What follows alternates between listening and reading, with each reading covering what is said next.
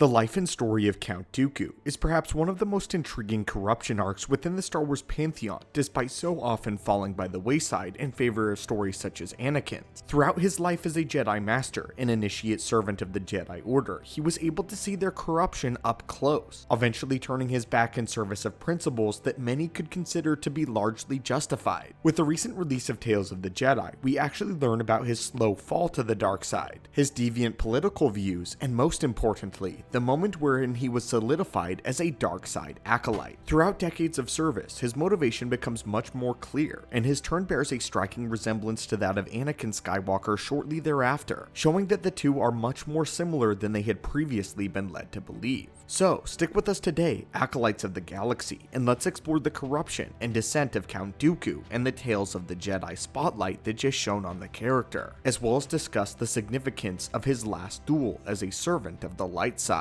Spoilers ahead for Tales of the Jedi. The most pivotal scene showcased in this arc is the confrontation between Dooku and Jedi Master Yaddle, former council member and seasoned Jedi Master shortly after the death of Qui-Gon Jinn. Bereaved and amidst his grief, Dooku confronts Palpatine regarding his service to the dark side, and it becomes clear that he has been assisting Darth Sidious from the shadows already, for a thus far undisclosed amount of time. After overhearing this confrontation and discovering his affiliation with Sidious, Yaddle confronts Master Dooku and attempts to coax him back into the light, understanding that in his grief over Qui-Gon Jinn, he is more easily susceptible to the rash and impulsive decisions that lead to the dark side. What's important about this scene, however, is that Yaddle fully understands his motivation and almost even condones it at a certain point. It's increasingly evident that she agrees with the corruption within the Republic and that this has to be rooted out, and their only disagreement is the means in which Dooku intends to correct the erroneous oversight. Had Dooku taken alternative means to pursue his goals, then he likely could have taken on Yaddle as a powerful ally,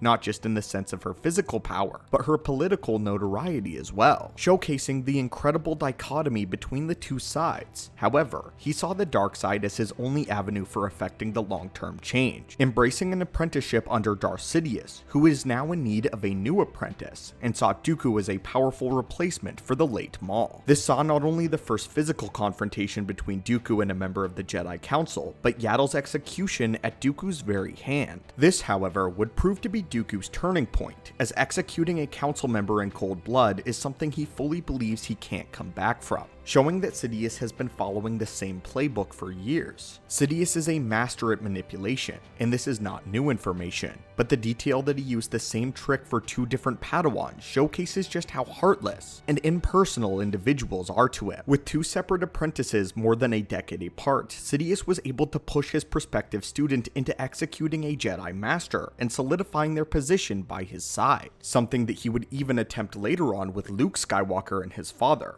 making them believe that this was a truly irredeemable act, and that now Sidious is the only individual who will take them in and accept them. He was infamously able to get Anakin to not only murder Dooku himself, but Mace Windu shortly thereafter, finally crossing the threshold into what Anakin perceived as irredeemable in the eyes of the Jedi. It also showcases how Yaddle's death was hidden right in plain sight, and while there was an explanation in Legends continuity, it's interesting to see Yaddle's absence and mysterious disappearance in a brand new light. Yaddle's disappearance before the Clone Wars was one of the most persistent mysteries surrounding the history of the very Jedi Council, and many turned to Legends as the official explanation. Now, however, we understand that that's not the case, and that there was much more significance to Yaddle's disappearance and death. What's tragic about this is that the Council likely didn't even know the cause of her death, and this is due to their views on Dooku. The Council calls him a political idealist, but still show him respect as a former Jedi Master, indicating that they still don't know the truth behind Yaddle's death whatsoever. It's not clear what they believed happened, as she was evidently executed by a lightsaber blade, but it's not obvious as to whether or not they suspected Dooku or whether or not Yaddle's body was ever even found.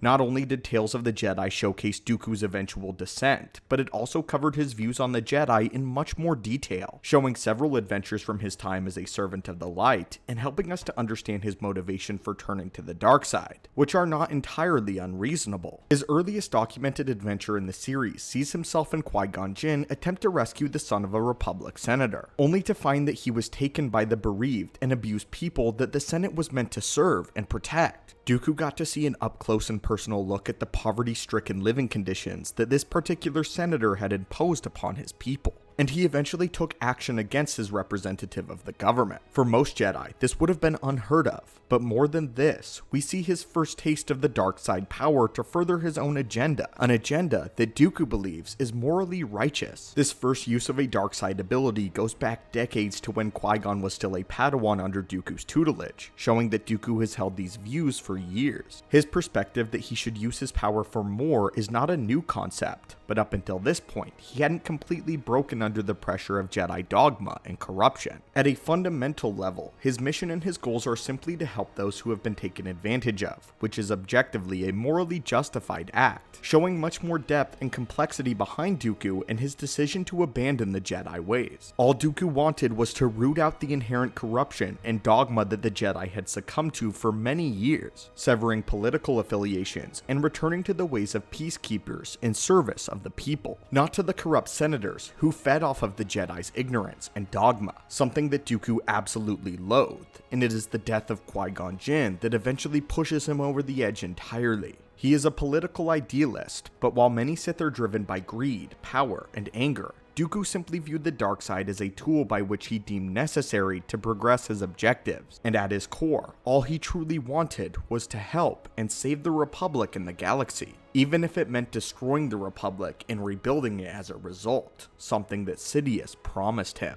But anyway, my friends, what do you think of Tales of the Jedi? Do you think Dooku was justified in his goals, but not by his means of doing so? Do you think that there was another way for him to effect change under the Jedi Order without turning to the dark side? And what are your thoughts on this new light that is shown on Jedi Master Dooku, the death of Yaddle, and everything else that we learned? As always, my friends, thank you so much for watching and continuing to support the channel. May the Force be with you, and I hope that you have a great day.